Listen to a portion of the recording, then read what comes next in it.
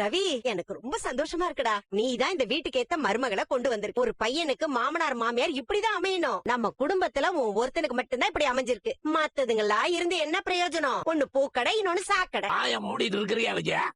என்ன பேச்சதெல்லாம்? உண்மையை தானங்க சொல்றேன். என்ன உண்மையை சொல்றேன்? சம்பந்திங்கிற பேர்ல வாச்சதெல்லாம் பாருங்க. ஒருத்தியோட அப்பா தானா ட்ரெயின் மேல போய் மோதினாரா, இல்ல ட்ரெயின் தானா வந்து மோதிச்சான்னு தெரியல. இன்னொருத்தியோட அப்பா எப்ப போய் சேர்ந்தாருன்னே தெரியல. ஆண்டி நீங்க பேசாத. ஒரு நல்ல விஷயம் நடந்திருக்கு. உன் வாய் வச்சுட்டு சும்மா இரு. ஆண்டி நீங்க ரொம்ப ஃபன்னி.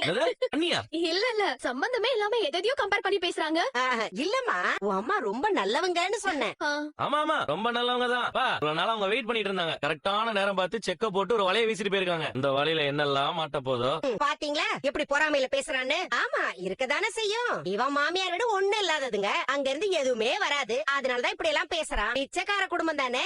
அத்தை, அங்க ஒண்ணு பிச்சைக்கார குடும்பம் எல்லாம் இல்ல. அங்க உழைச்சு சாப்பிடுறாங்க. எங்க வீட்டுல இருக்கிறது அடுத்தவங்களுக்கு பகிர்ந்து கொடுத்துட்டு தான் இருக்கும். எங்க வீடு சின்னதா இருந்தாலும் வரவங்களை சாப்பிட வச்சுதான் எங்க அப்பா அனுப்புவாரு. இவ்வளவு பெரிய வீடு இருக்கு. இங்க வந்து எத்தனை பேருக்கு நீங்க சாப்பாடு போட்டுருக்கீங்க? ஆமா, இவ பெரிய வள்ளல் பரம்பரை. பயமுடு. உன் பேச்சு வர வர ரொம்ப அருவருப்பா போயிட்டு இருக்கு. என்ன வார்த்தை பேசுற நீ? நான் சொன்ன மாதிரி வர்றவங்களுக்கு 4 பேருக்கு சோறு போடுறதா நல்ல வீடு. பணம் காசு மட்டும் இருக்கிறது நல்ல வீடு கிடையாது. இந்த மாதிரி பேசாதான 1000 தடவை உனக்கு சொல்லியாச்சு. முதல்ல எல்லாத்தையும் ஒரே மாதிரி பார்க்க பழகு. அம்மா பேசல, இந்த செக் பேசுது. பேசட்டும். இது வெறும் பேப்பர் தானே தெரியற காலம் வரும். ஆண்டி, எங்க அம்மா எங்களுக்கு பணம் குடுக்கறாங்கன்னா நீங்க மத்த யாரையும் இப்படி தப்பா பேசாதீங்க. நான் இதையே ஒரு கடனா தான் வாங்கியிருக்கேன். பிசினஸ் ஸ்டார்ட் பண்ணி சம்பாரிச்ச